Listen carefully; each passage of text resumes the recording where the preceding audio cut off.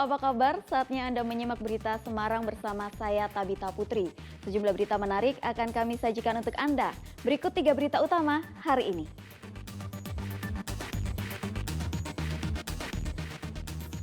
Rem tidak berfungsi, truk tabrak mobil yang terparkir di Kabupaten Boyolali.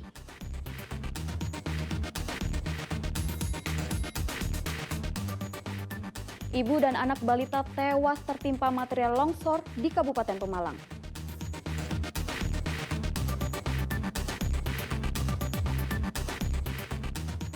Susu kambing etawa, usaha kambing perah yang cukup menjanjikan.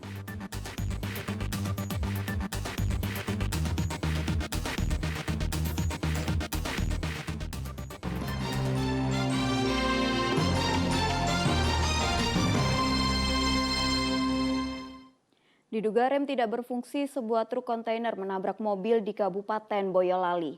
Kondisi mobil rusak parah, sementara truk terguling di badan jalan. Sebuah mobil ditabrak truk kontainer di Simpang Solidaritas, Desa Kragilan, Kecamatan Mojosongo, Kabupaten Boyolali.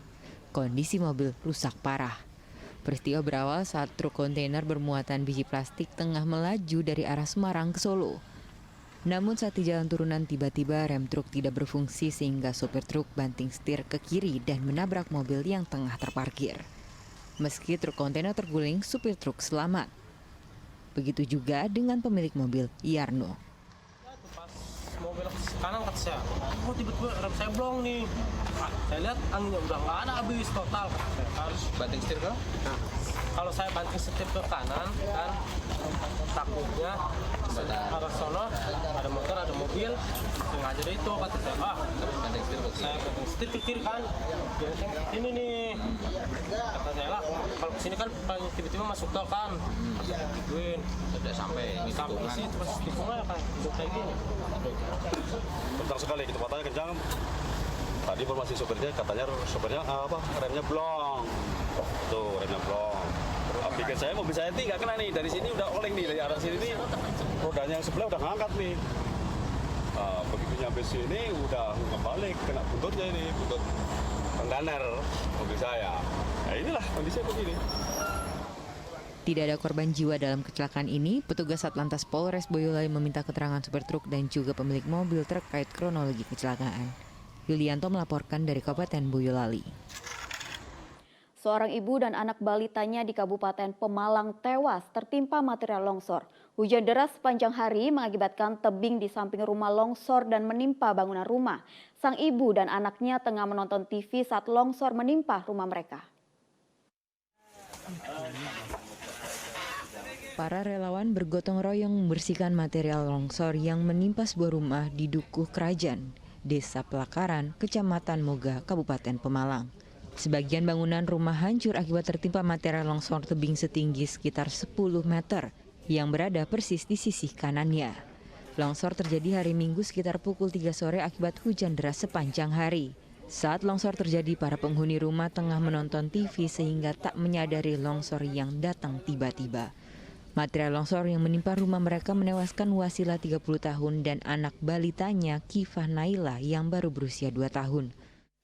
Sementara satu penghuni rumah lainnya Jumaroh 55 tahun masih menjalani perawatan di Rumah Sakit Muhammadiyah Moga. Ibu Wasilah yang meninggal, terus anaknya Lesti. Umur berapa Pak ya? Umur sekitar 2,5 tahun. Itu posisi korban waktu kejadian sedang di dalam kamar. Sedang di dalam nonton TV. Kemana Pak? Itu 3 korban masih saudara semua berarti ya Pak ya? Saudara, kalau yang di rumah sakit berarti ibu kandung. Oh berarti Kalau yang nenek, korban ibu, anak, dua istri ya? anak. Pasca longsor, sejumlah kepala keluarga terpaksa diungsikan untuk mencegah adanya korban lain. Kondisi tanah di sekitar lokasi masih labil dan berpotensi terjadinya longsor susulan. Kuncoro Wijayanto melaporkan dari Kabupaten Pemalang. Sudah hampir sepekan banjir di Pekalongan belum surut. Warga mengaku kesulitan beraktivitas karena kampung mereka masih terendam banjir. Perhatian pemerintah daerah diharapkan untuk menyelesaikan masalah banjir. Sudah 5 hari berlalu tapi banjir belum juga surut di Kelurahan Pasar Sari, Kota Pekalongan. Hingga Senin pagi, ratusan rumah di wilayah ini masih terendam banjir dengan ketinggian rata-rata 30 cm. Banjir terjadi karena limpasan air sungai akibat jebolnya tanggul Sungai Meduri. Warga yang didominasi pekerja produk batik rumahan ini mengaku kesulitan beraktivitas. Kondisi kampung yang masih terendam banjir menyulitkan melakukan aktivitas. Mereka harus menembus banjir dengan peralatan seadanya agar produksi batik tetap berjalan. Ya, alhamdulillah semakin surut. Semakin surut. Ya. Surutnya berapa senti? Ya kira-kira 5 cm lah. 5 senti ada ya. Kemarin nyampe berapa senti? Nyampe berapa? Setengah meter ada kemarin? Setengah meter.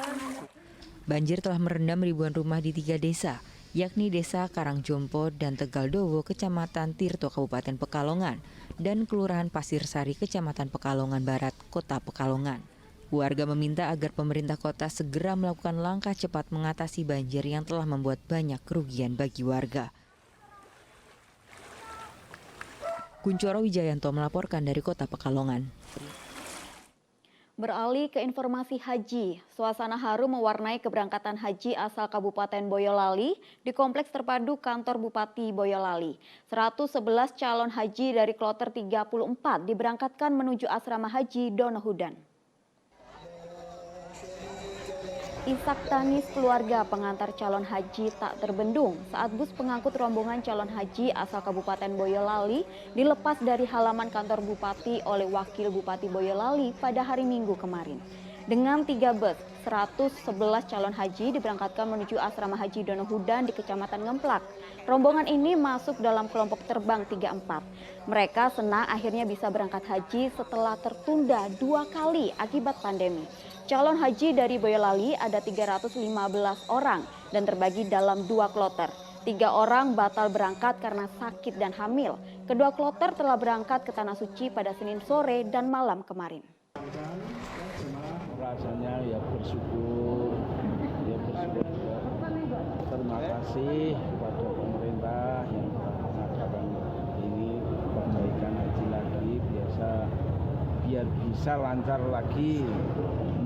Dan calon jemaah haji kloter 34 biasa mendapatkan keselamatan, kelancaran dan kemudahan dalam perjalanan dalam prosesi ibadah haji dan bisa kembali lagi ke Boyolali sebagai haji yang makbul dan mampu.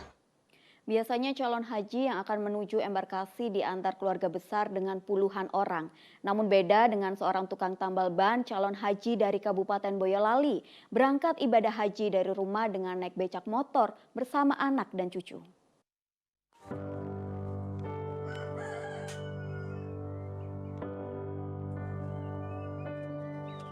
Tidak banyak persiapan yang dilakukan oleh Anantono anak ragil, calon haji asal Desa Nepen, Kecamatan Teras, Kabupaten Boyolali.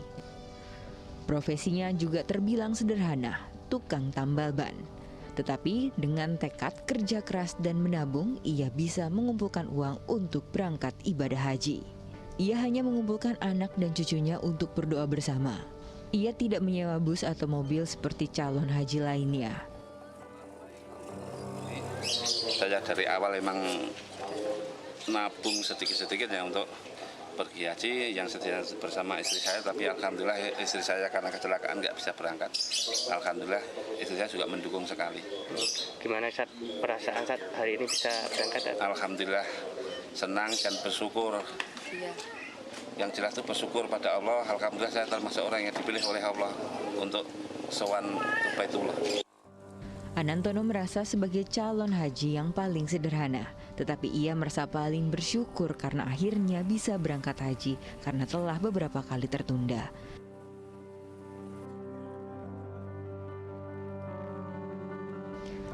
Anantono bersama 221 calon haji lainnya yang tergabung dalam kelompok terbang 35 berangkat menuju Tanah Suci pada Senin malam dari Bandara Adi Sumarmo.